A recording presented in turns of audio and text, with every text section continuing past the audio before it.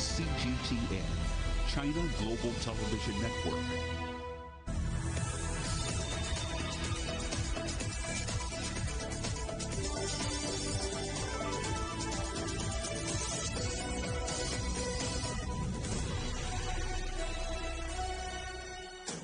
Live from London, this is Global Business.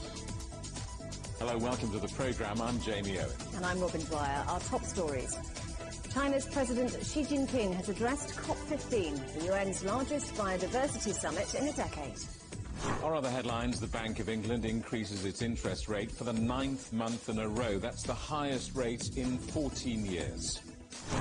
Nurses in the UK begin the biggest strike in the history of the National Health Service in a dispute over pay. Helping Ukraine and easing the energy crisis, overshadowed by the European Parliament corruption scandal as EU leaders meet in Brussels. And France celebrates as its team makes it to the World Cup final. But will they or Argentina take home the trophy? China's President Xi Jinping has addressed COP15, the largest biodiversity summit in a decade. China's hosting the event in Montreal in Canada. Representatives from nearly every country are attending in the hope of trying to reach an agreement to shape the next 10 years of global action. Last year, during the first phase of COP15, President Xi announced China's initiative to establish the Kunming Biodiversity Fund and invest $216 million to support biodiversity in developing countries. Well, let's talk now to our correspondent, Adiz Tianshan, watching events for us in Montreal. Adiz, so President Xi has spoken. What did he have to say?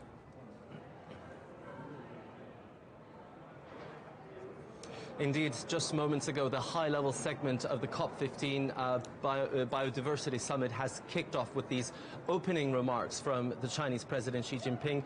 Just in that large room behind me, in a televised statement, he's essentially talked about China's commitment to biodiversity conservation. He's also talked about several large-scale projects the country has implemented in recent years. But on top of that, he called on all nations to engage constructively in the ongoing negotiations, and he spoke about the importance of reaching a global consensus on biodiversity protection. He obviously mentioned several targets that we are still trying to see delegations reach an agreement on. On top of that, he also mentioned the need to push forward the global process of biodiversity protection.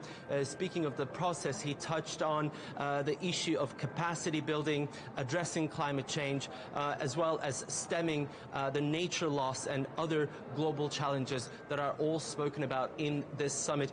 Finally, he also spoke about the need to promote green energy development. He spoke about the importance of transition into clean, green energy, not just by developed countries, but also the developing countries that still need the funding and the capacity in order to fulfill that transition. Finally, he mentioned that we need to uphold a fair and equitable global order on biodiversity protection. And the meaning behind that fair and equitable is that we need to sort of have a democratic distribution of the resources, as some countries need much more land and water to be put under protection than others. And given the geopolitical, the socioeconomic differences, obviously, we see a situation where some countries need more resources than others. Hopefully all of these goals will be achieved in the next coming days, because really 5 days is all we've got if we want to reach an ambitious deal to protect biodiversity.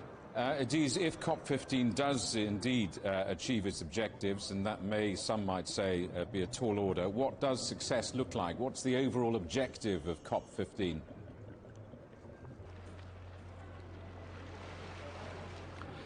The 20 or so targets that I mentioned earlier really aim to tackle sustainability, pollution, fighting climate change, monitoring, holding businesses accountable, and so on. There is really a long list, but one central goal among all of these is really to make sure 30% of our land and waters are put under some form of protection by 2030.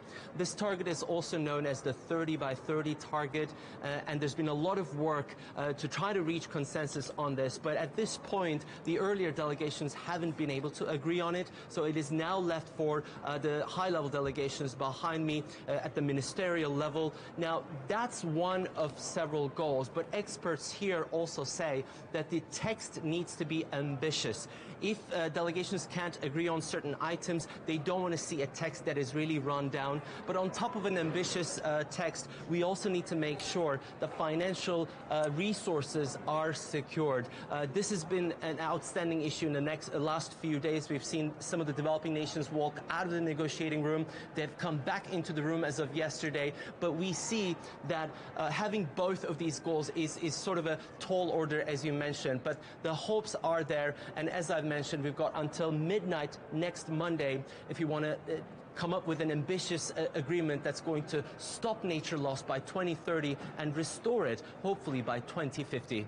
Adij, thank you for that. Our correspondent Adij Tianshan in Montreal. I've been speaking to environmental scientist and campaigner Laura Young. I think around the world we are seeing that it is really an increasing important issue, and that's because we've realised that there is a critical relationship between the biodiversity crisis, the climate crisis, the food crisis. All of these things are interlinked, and China is one of the countries in the group that we call the like-minded mega diverse countries, which together as a group have about 60% of the world's biodiversity. So there's also a real importance for countries like China who are in this group to realise their role in hosting so much biodiversity, that they also need to be protecting and enhancing it through conferences like this, but also all year round to really make the progress that we need. And how important is it to take a global approach to biodiversity, making sure that developing countries don't fall behind as more developed countries improve their footprint? So important, and this is why we need support from the academic community. We need the finance markets to be able to give money to those countries that have amazing biodiversity but need to protect it. And we do need to remember that this is a global problem. But while it's a global problem, we also need to see that the solutions are going to come from the ground up, from local community projects.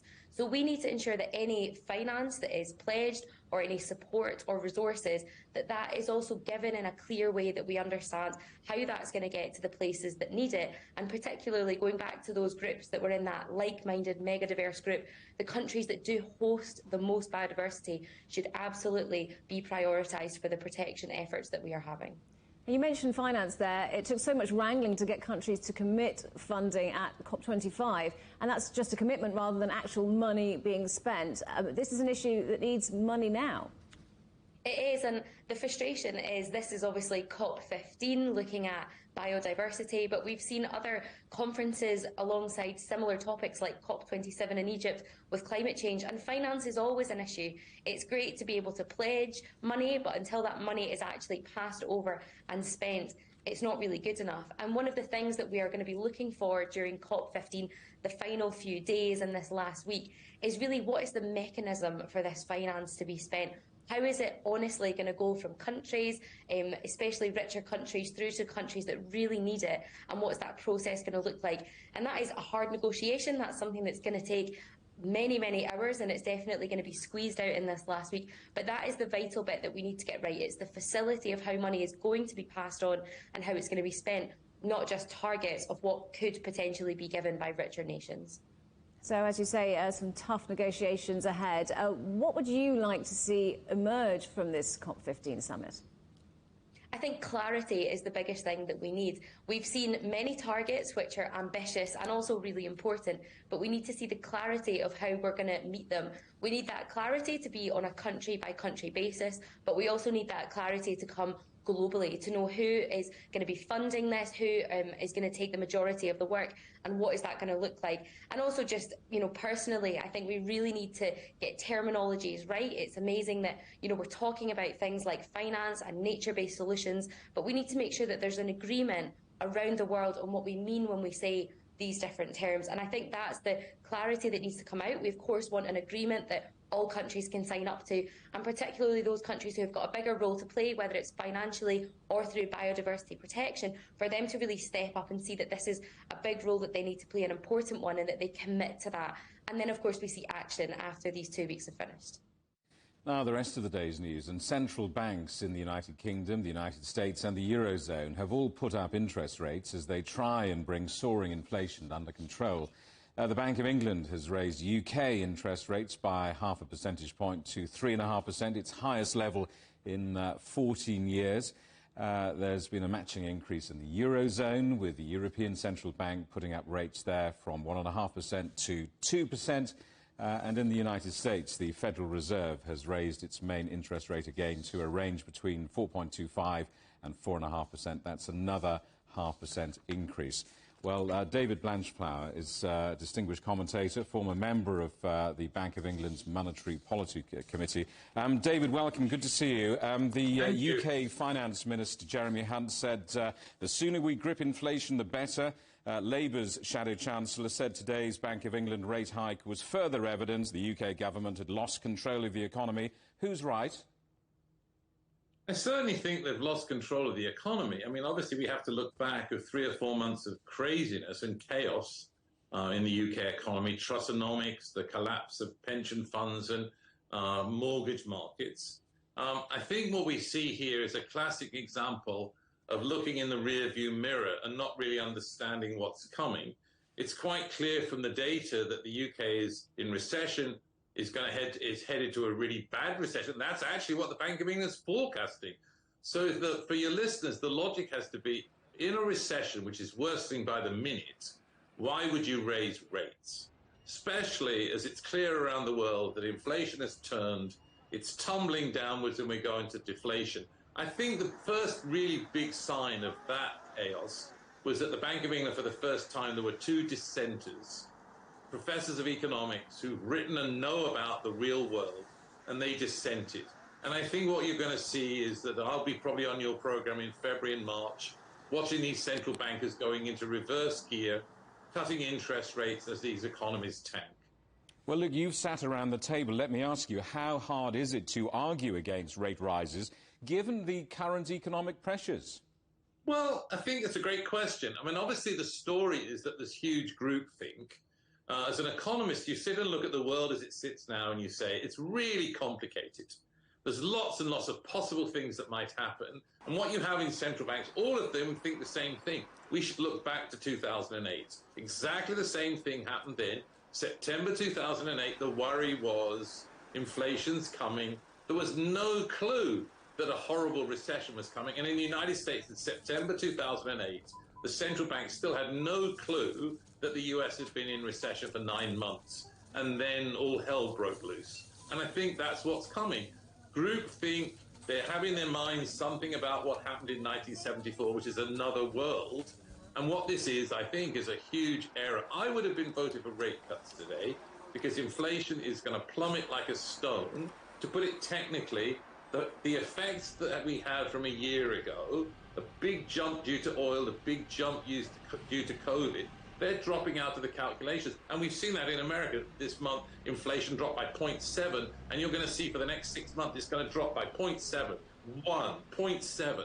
And that's what's coming. So this looks to me to be utter incompetence, groupthink, not understanding labour markets. And in a sense, for listeners, it's sad because here we go again. The Great Recession, where they worried about inflation, where actually that wasn't the issue. The issue was output, well-being, people being able to pay their bills and keep their jobs. And what we've seen here is basically incompetent policymakers making it worse for ordinary people. You've been very critical. Who specifically do you blame on the Bank of England's Monetary Policy Committee?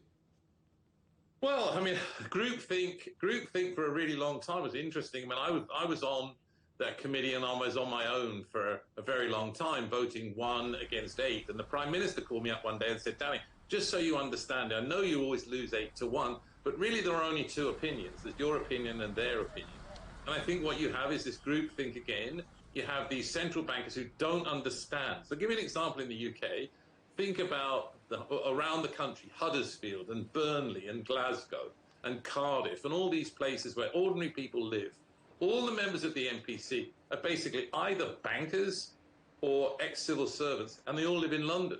Well, what do they know about the mean streets? What do they know about the problems that ordinary people have going to food banks? So I blame the fact that you have not diversity of thinking, not diversity of background, and they don't understand the problems of ordinary people, and hence why the economy, certainly in the UK, is headed to a devastating winter, strikes and so on, caused because workers have said, enough, I can't pay my bills, I can't heat my house, I can't feed my kids. And so the Bank of England raises rates to make that worse. Brilliant. Not, I don't think. As you offered, we'll certainly have you back on the programme in January and February. For the moment, David Blanchflower, thank you. You're watching CGTN. Still ahead. How are US markets reacting to the Fed's fight against inflation? We're in New York next.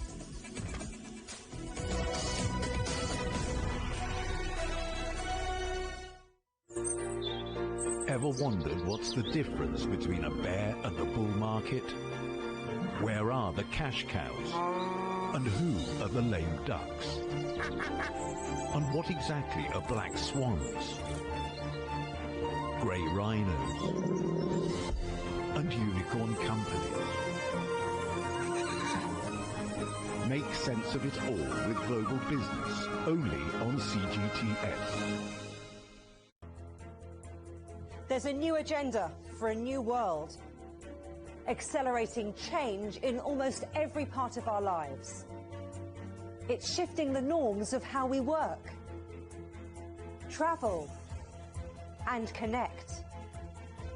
How we think, interact, and develop. It's a new reality, a new agenda with me, Juliet Mann.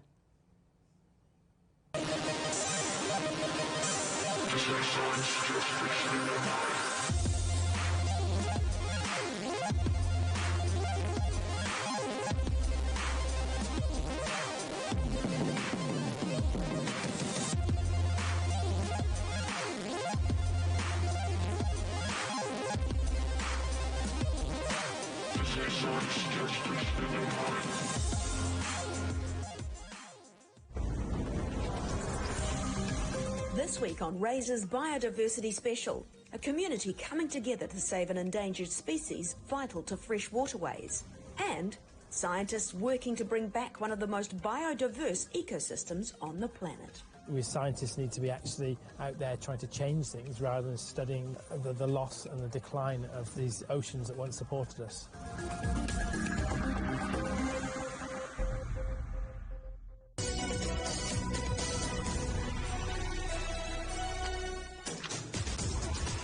Welcome back to Global Business Europe. Just a reminder that CGTN is available to watch for free on all the major digital platforms, on Smart TV or online on Roku, Apple TV, Amazon Fire and Android TV, YouTube, Dailymotion, CGTN.com and the CGTN app, and in the UK on Freeview. The United States Federal Reserve has moved to try to curb inflation, adding a half percentage point to base interest rate levels. Let's see how the markets are responding and talk to our correspondent John Terrett, watching events for us in New York. John, so the Fed was heavy-handed? Yes, they were. It's a funny way of putting it, I know, but that's pretty much what happened here yesterday, you know, Jamie and Owen. And I hope that I can live up to David Blanchflower's the way he explained things. I hope I could do the same for you over here on this side. The problem is that they were heavy-handed, and they sent top stocks tumbling yesterday, Wednesday, wiping out all the gains on the markets, which have been strongly in the green going into the decision, which came at about 2 o'clock local time here, which will be about 7 o'clock in the evening in London. And the thing is, the Federal Reserve did what the markets expected them to do, okay? It was all built in, and they managed to increase interest rates by 50 basis points. That is exactly what had been expected here after concerns earlier in the year that this hike on the 14th of December might be 75 basis points. Well, it was not. And this is all because there are signs here that inflation is beginning to ease a little bit, although not when it comes to food and rent, I should point out, nor home heating oil. All of these things are still very much elevated. So we've now had 7 interest rate increases in just this year. We've had 25, 50, 4 times 75, and now a 50 basis point increase. So if they did what the markets expected, why are they falling so far, so fast? And the issue is the news conference.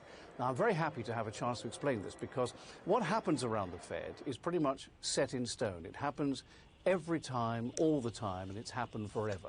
And there is a 2-week build-up to the decision in which members of the committee go into purdah and don't say anything. There's the decision, which comes always at 2 o'clock in the afternoon Eastern Time. Then there's a news conference that immediately follows that decision half an hour later. And then 2 weeks after that, we get the minutes of the meeting, and we can read what everybody thought.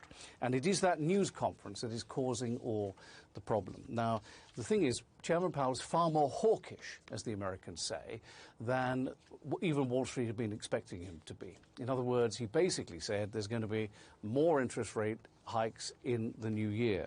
And Wall Street was slightly startled by that. And also, we are told, it's reported, that 17 members of that FOMC committee who make this decision see interest rates above 5% by the end of 2023. And even the Federal Reserve itself is reported to be eyeing 5.2%.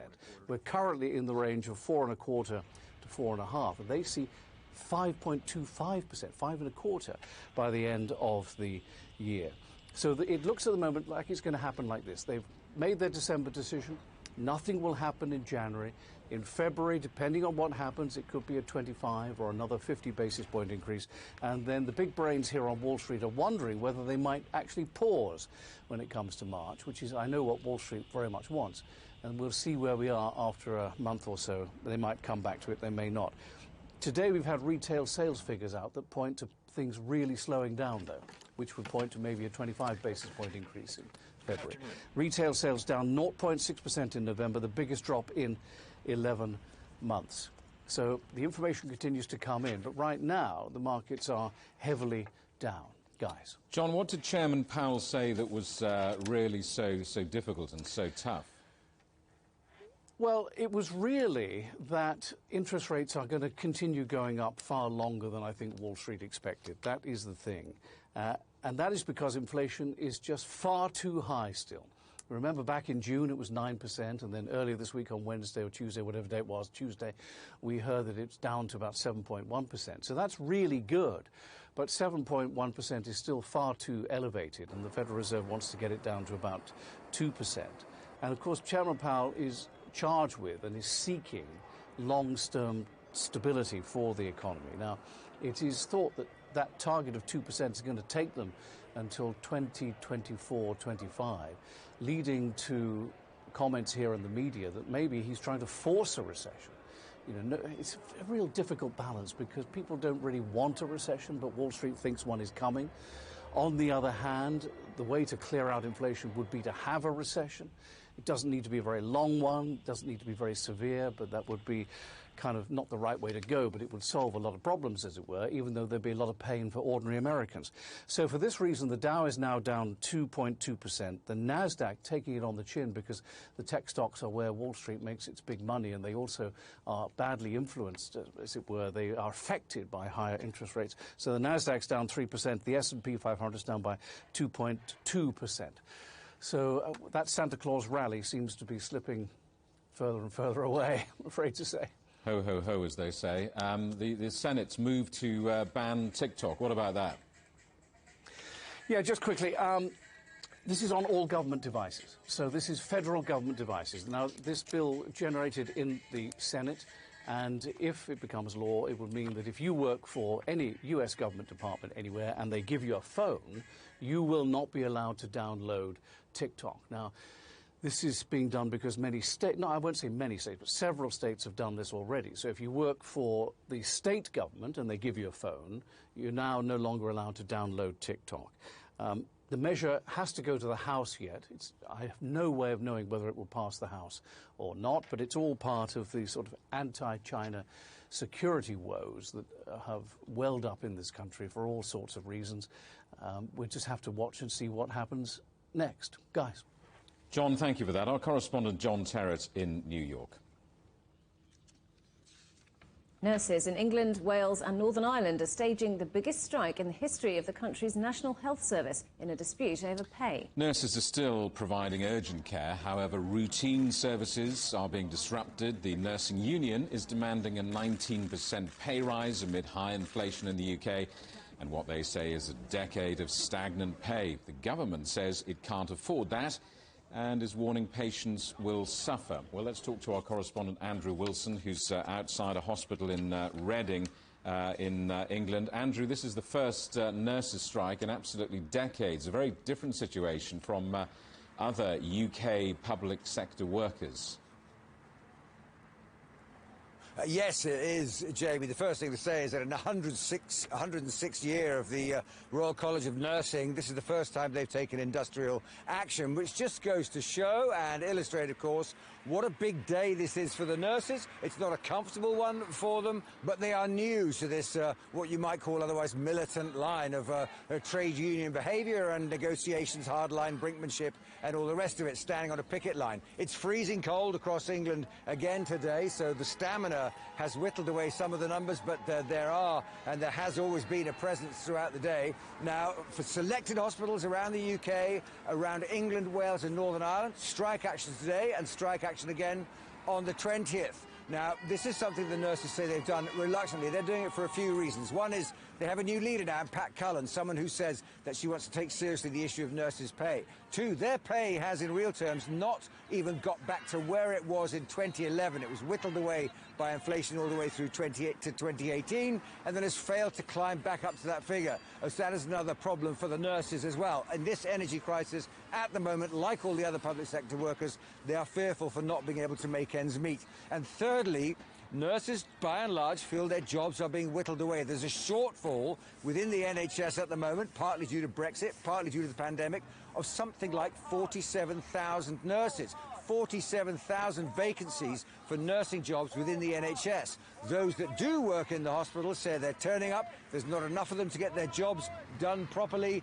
Patient safety, they say, is suffering. Patients' health care is suffering. And so they say they're on strike not only for their own welfare, to allow themselves to be able to pay their own bills, but also to protect the integrity of the nursing profession within the NHS. These are a few we spoke to earlier on while the sun was still up.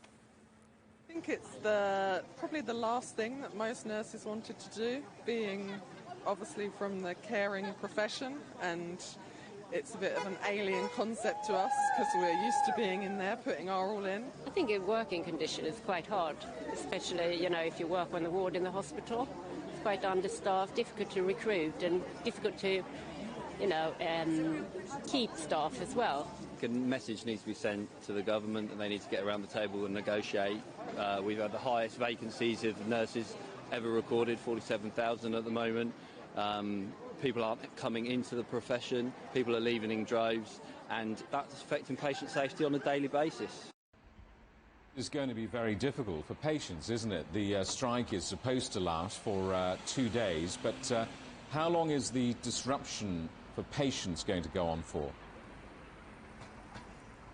There's arguments on both sides of that, Jamie. First of all, it's worth bearing in mind the nurses have put in an awful lot of preparation. We've seen the potential for this strike coming for quite some time, and what that means is that by and large most of the affected hospitals, and by no means is that all of them across England and Wales, but those that are affected are still able to perform accident and emergency for children, palliative care for terminal patients, emergency surgery. A lot of the oncology, the cancer treatments are still going ahead, but it's patients with scheduled operations, people expecting to come into hospital today to have a scheduled operation, procedure or surgery done.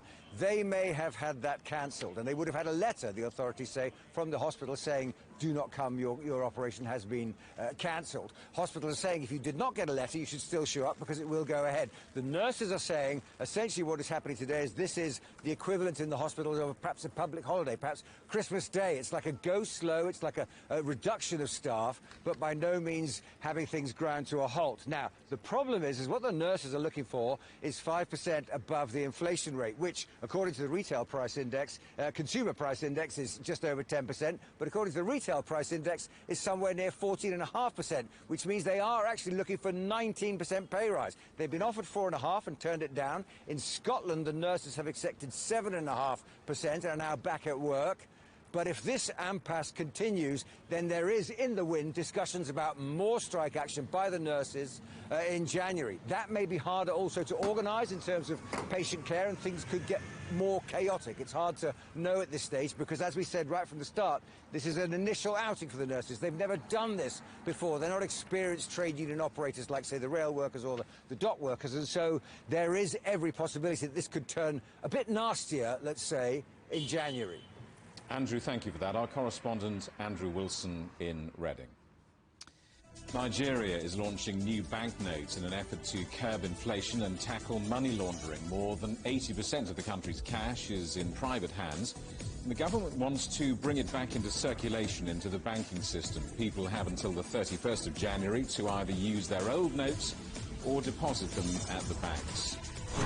Elon Musk has sold a further $3.6 billion worth of shares in his electric car company Tesla, taking his total sales to almost $40 billion. It comes after Musk lost his title this week as the world's richest person. The second big sale since his $44 billion Twitter takeover in October. Tesla stock, which fell nearly 3% in pre-market trading, is at a two-year low. The UK has announced plans to relax rules on taking liquids and computers onto planes. The changes, which will take effect in 2024, will allow people to take up to 2 litres of fluids on flights as opposed to the 100 millilitre current limit. Passengers will also no longer be required to remove electrical items from bags at security. The UK plans to install new high-tech 3D scanners at airports within 18 months. The world's second largest economy is still facing downward pressure. House prices in China continued to drop in November in 70 larger Chinese cities, even though the pace of decline was slower than October. Property investment tumbled around 20%. The amount invested is almost 10% less than in 2021 so far this year. Industrial output, a closely watched gauge for economic activity, has been growing at a slower rate for 3 months. In November, it inched up more than 2% compared to the same month last year. Retail sales decreased by around 6% to hit the third lowest level this year, despite fairly strong online orders. As China is battling flare-ups of COVID, the government's encouraging spending and consumption. It has just announced a target aimed at further expanding domestic demand, aiming to raise the scale of consumption and investment by 2035. Consumer confidence has seen steep drops this year, and markets are concerned about whether that can be rebuilt in the next few months. I've been talking to Daniel Zipser from McKinsey & Company about how China is navigating that. Year 2022 has been a year of resilience.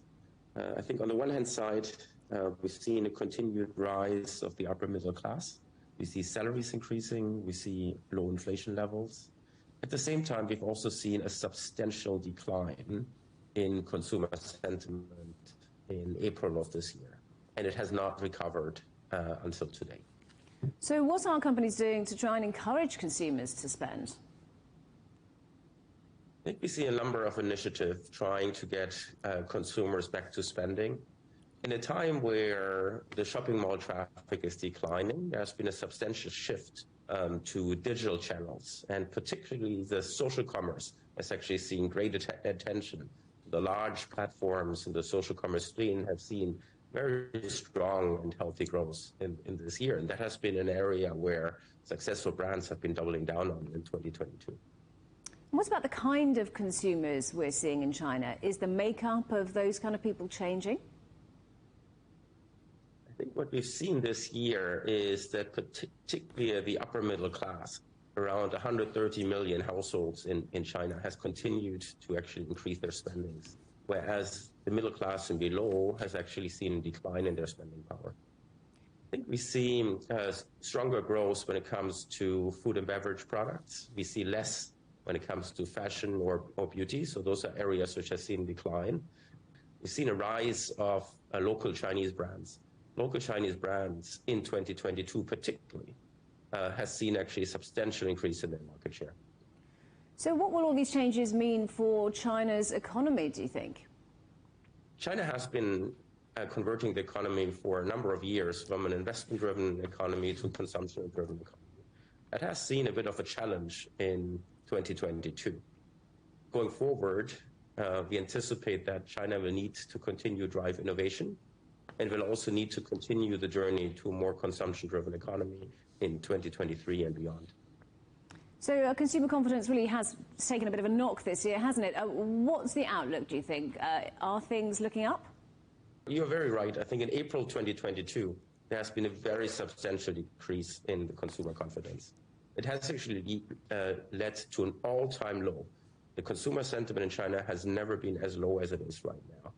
We anticipate that there is an opportunity for it to increase. However, we need to prepare that we don't know when it will increase again, and we also don't need the pace. So we need to be prepared that this could be a longer journey. You're watching CGTN. Still ahead, Russia warns the United States about unpredictable consequences if it sends its Patriot missile system to Ukraine.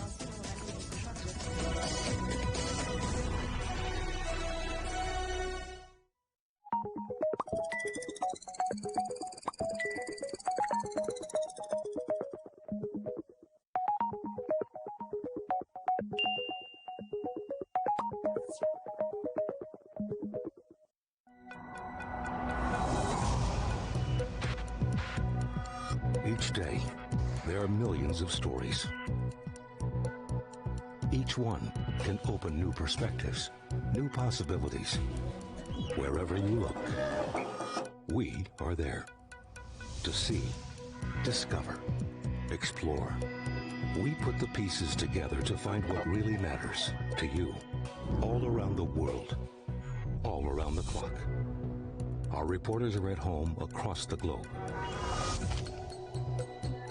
From our headquarters in Beijing and production centers in Washington, Nairobi, and London, China Global Television Network. Stories from across the globe, reaching people across the globe. CGTN. See the difference. Facing the unknown is always difficult. In a world in turmoil, it's easy to lose orientation. But when the storms come, we have to see the possibilities, reinvent, find new opportunities, discover a path forward. CGTN. See the difference. What do we mean when we talk about the difference? The difference is in the detail, the background, defense ministers from the wider angle and perspective of every story. Wherever the story may be. CGTN. See the difference.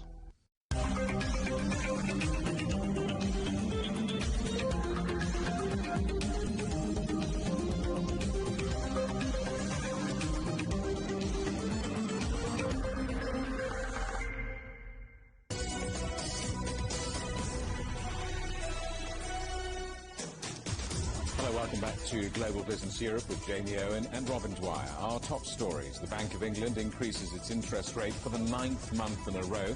That's the highest rate in 14 years.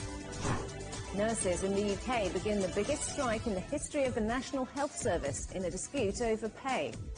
And China's President Xi Jinping tells the United Nations' largest biodiversity summit in a decade that cooperation is the only way to address global challenges.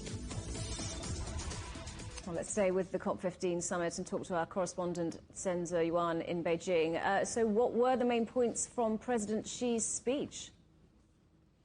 So Chinese President Xi Jinping gave a speech through a video link earlier, and he talked about, so the speech actually divided majorly into two parts.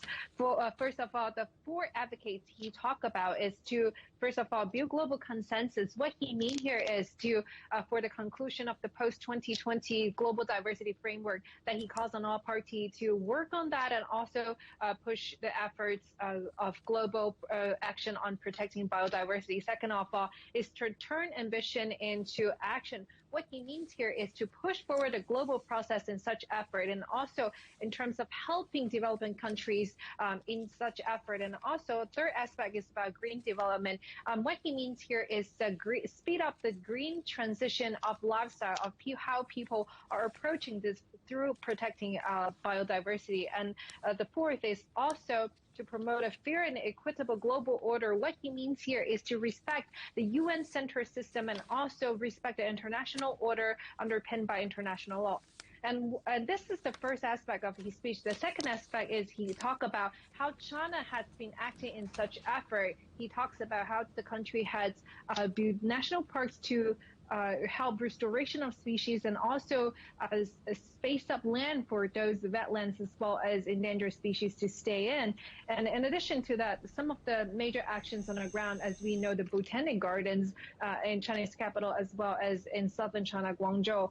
And he also talked about China will not only focus on some of the domestic effort, but also efforts globally. He says that China will assist, help through the Belt and Road Initiative, International Green Development Coalition, and also the Kunming Biodiversity Fund that it's around $260 million to help developing countries in the effort of protecting biodiversity. And I think the key message is he sent here is to the harmonious coexistence between man and human, man and nature is something that we all should keep in mind. So the speech he gave is to call on everybody, not only the people who are attending the conference, but also individuals to pay attention to little things in our daily life to help to protect our planet. Back to you in the studio. So, Yuan, thank you very much, correspondent Sender Yuan. The war in Ukraine and Europe's energy shortfall is dominating EU leaders' last meeting of this year. They'll be discussing a possible new round of sanctions on Moscow. They're also under pressure to come up with a response to recent changes in the United States, which will subsidize cheaper renewable energy. However, this meeting has been overshadowed somewhat by allegations that elected EU officials took bribes to assist Qatar in its bid to host the World Cup.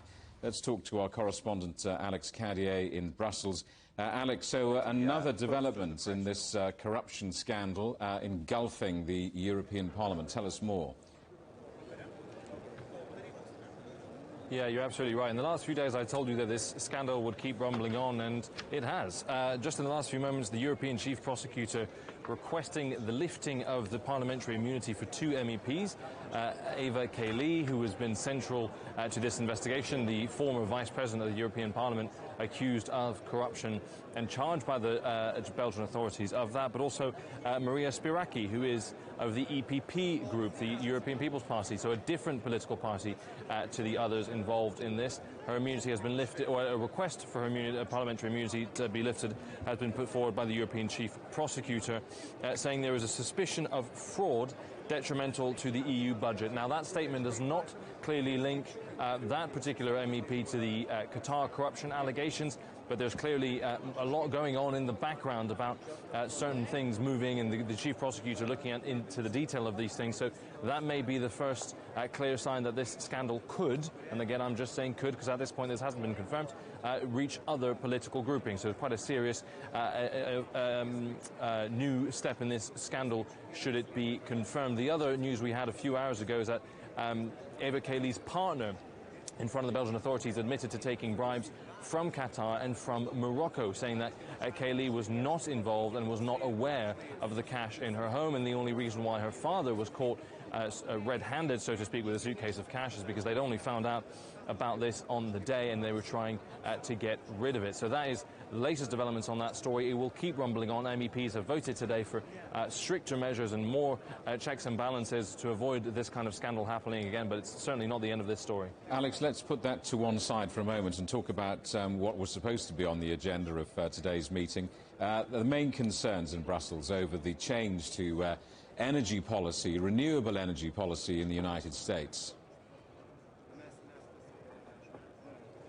Yeah, you're right. The Inflation Reduction Act, as it's known, huge state investment in the United States, including tax breaks for producers of electric vehicles and massive tax breaks for factories built to produce renewable energy parts for renewable energy infrastructure to encourage the US's green energy transition. Now, that all sounds great if you are a North American country, but the European Union very, very displeased with that particular policy, saying that it will ruin the level playing field of trade that has been agreed between the US and Europe, and it will put European companies at a massive and unfair disadvantage when it comes to bidding for American clients and the American market, and it will also allow for infrastructure for American companies that they can then use to export around the world. So leaders discussed that this morning. They reiterated the strong relationship between the United States and the European Union, a way of maybe calming those speculating that there could be a trade war. However, they also instructed the European Commission to draw up plans to boost the EU's competitiveness and mobilizing the relevant national and EU tools to improving the conditions on investment. So there has been speculation of a trade war, and in January next month the European Commission will start putting some tools together should that happen to retaliate against the Inflation Reduction Act. So certainly a ramping up of tensions between the US and the EU on that front. Alex, thank you for that. Our correspondent Alex Cadier in Brussels.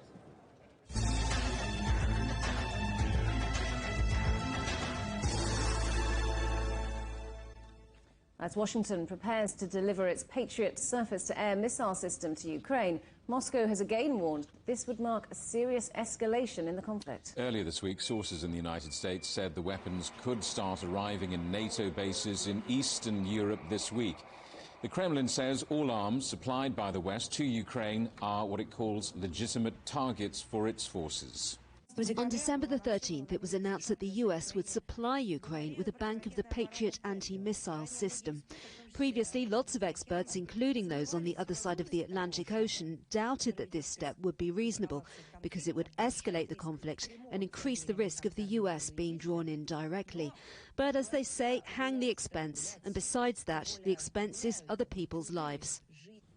Well, let's talk to our correspondent Stuart Smith in Moscow. So, Stuart, it looks as if Moscow is making plans for the US delivering Patriot missiles to Eastern Europe. Yeah, that's the working assumption that now seems to be being thought about very hard by the Russian Foreign Ministry as well as the Russian Embassy in the United States, which, tagging on to what the Foreign Ministry spokesperson said there, suggested this would be inflict colossal damage on Russian-American relations. It has the risk to lead to unpredictable consequences, and also is another provocative step by the US administration. What they're talking about is a 40-year-old system, the Patriot missile system, designed to prevent strikes from the air. It's one of the most highly regarded surface-to-air missile systems in the world, despite its age, and because of that, Ukraine is very keen to get its hands on these systems to try to prevent the increasing Russian airstrikes, Russian missile strikes, and strikes from aircraft on its energy infrastructure in particular. Now, as far as Russian comments on American weapons deliveries go, these kind of phrases are quite standard. Indeed, the military response that's only been talked about so far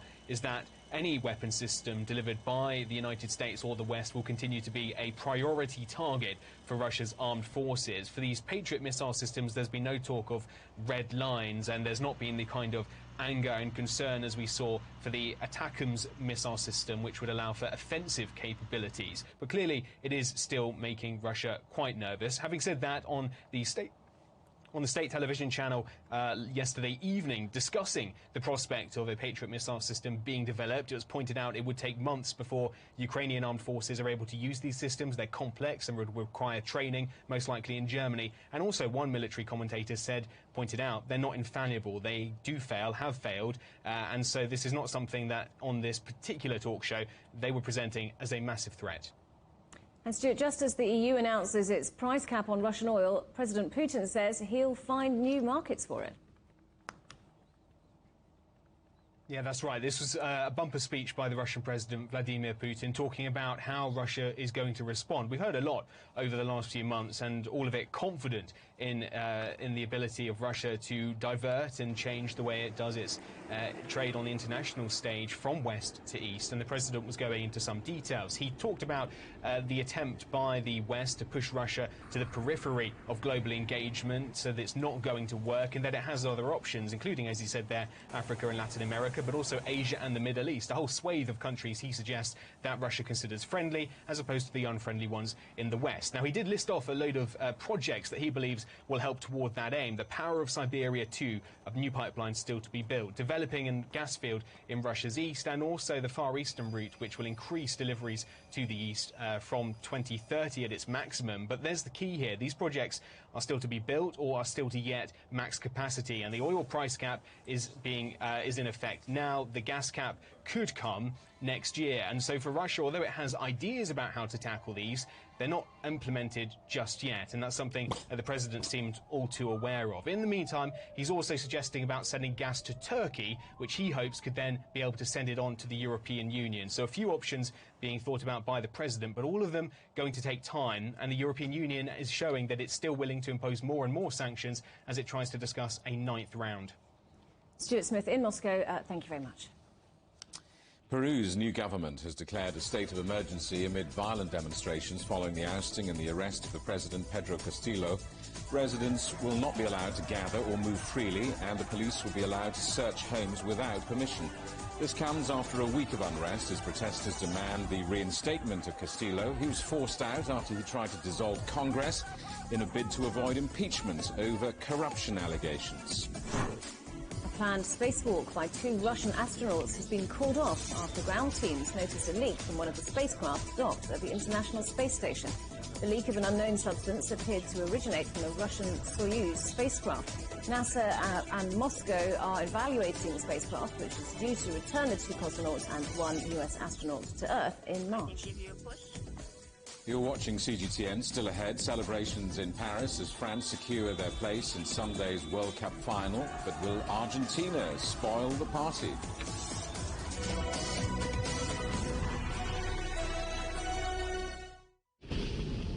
I fell in love with Chinese culture the second I started to experience it.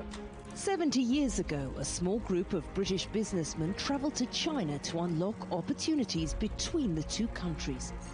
They became known as the icebreakers. Building bridges is a natural thing. There is no age and gender difference in our spirit, no race difference in our soul. I think food is an incredible way of bringing different cultures together. I am enjoying learning every aspect about it. Chinese literature stretches back for millennia, but it's still really relevant for today. I hope that Chinese and British fashion community could be more frequently communicating with each other. An incredible mix of people, cultures, food, and there is so much to see and so much to do. I have a great desire to make the Chinese civilization more accessible. It's about our future generation's future. The craftsmanship, the technique, the material uses, the color uses. You can kind of take things on board and continue to develop and grow. Meet the bridge builders, the individuals who dare to think beyond the horizon and open up our world. Everything seems to have a story. I just think that's absolutely beautiful. A huge tick.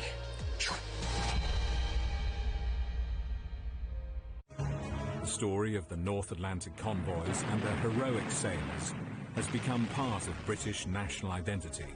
Less well known is that more than 1 in 7 of the merchant seamen who risked their lives crewing the convoys were Chinese, and that when the war ended, their loyal service was rewarded with betrayal. She thought he'd just left her. And he didn't just leave her at all. And it came back and said, well, we can't find him.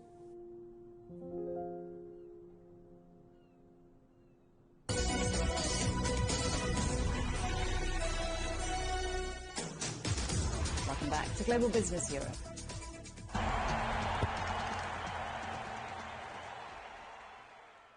At the Football World Cup in Qatar, France have reached the final after ending Morocco's historic winning streak. They beat Morocco, of course, 2-0 in last night's semi-final. And these were the incredible scenes in Paris as fans celebrated. However, there were some tensions between France and Morocco supporters in Montpellier, where a 14-year-old boy died after being hit by a car following the match. France, the defending champions, will now play Argentina for the trophy on Sunday. Our correspondent Dan Williams is in Doha. Dan, the Atlas Lions' dream brought to an end by France. That's right, yeah. They had their chances, though, you have to say, Morocco, didn't they? Perhaps if they had a little bit of extra cutting edge up front, they might well have had a different scoreline. It probably, have to say, 2-0 does flatter France somewhat. I mean, Morocco did. They had 61% possession in this game, but that did leave them a little bit exposed at the back. And it has to be remembered as well that Morocco went into this game with a couple of injuries, with a suspension, and certainly that further exposed them in this match. But you have to say that they really gave their fans everything for this game, and now they, at least have that moment of history to look back on. The first Arab country to reach a semi-final, the first African country to reach a semi-final. So, a huge exploit, and their journey isn't over yet, of course. They still have that third, fourth playoff game, the chance to win a bronze medal at this World Cup. So Sunday's final sets France against Argentina, one looking to retain the World Cup, the other looking to regain glory.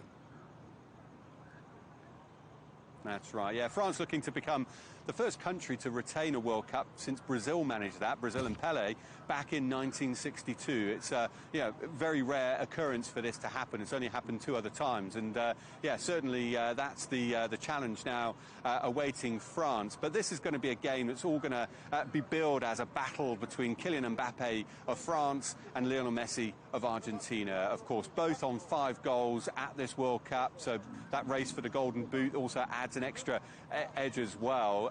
But also, of course, they're both teammates at Paris Saint-Germain as well. So, yeah, there's a lot of edge going through that. You have to say with Leo Messi at this World Cup, he seems like a man on a mission. Of course, this is going to be, now we understand, to be his last World Cup.